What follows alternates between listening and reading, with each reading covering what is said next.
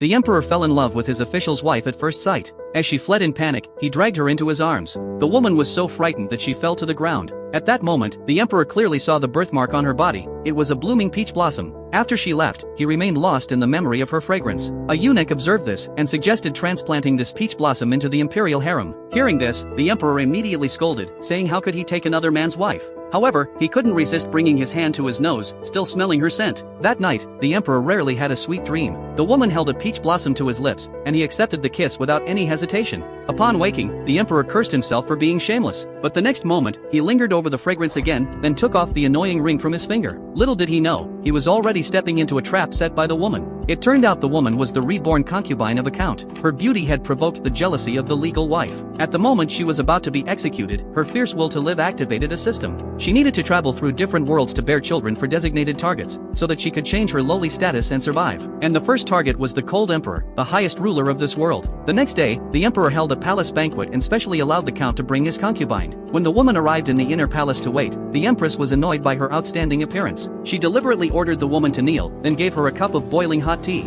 Just as the woman was trying to refuse, the emperor suddenly arrived. As he passed her, he caught her familiar scent and nearly lost himself gazing at her. The emperor immediately forced himself to calm down, then ordered the maid to hand the tea to him. The empress tried to stop her, but the timid maid had already pleaded for mercy and drank the burning tea as punishment. Seeing her scheme exposed, the empress knelt and begged forgiveness. However, the emperor didn't even glance at her. He reached out and helped the woman up. It was almost time for the banquet to start. Before leaving, the emperor looked back and happened to meet the woman's loving eyes. Watching this scene, the empress was fuming with anger. She deliberately didn't arrange a sedan chair for the woman. Yet an eunuch came to inform the woman that the emperor had invited her to share his carriage. The woman flashed the empress a triumphant smile, then sat closely beside the emperor. For the first time, the emperor found the space here so cramped, which made him hot and restless. When the woman took out a handkerchief to wipe his sweat, he grasped her hand and couldn't help leaning closer to her. The woman immediately feigned nervousness and let out a gasp, bringing the emperor back to his senses. He released her and sternly warned her to observe etiquette. However, after stepping out of the carriage, he couldn't hide his smile, for her awkward reaction was lovely. By the time they entered the banquet, the count was already waiting in his seat.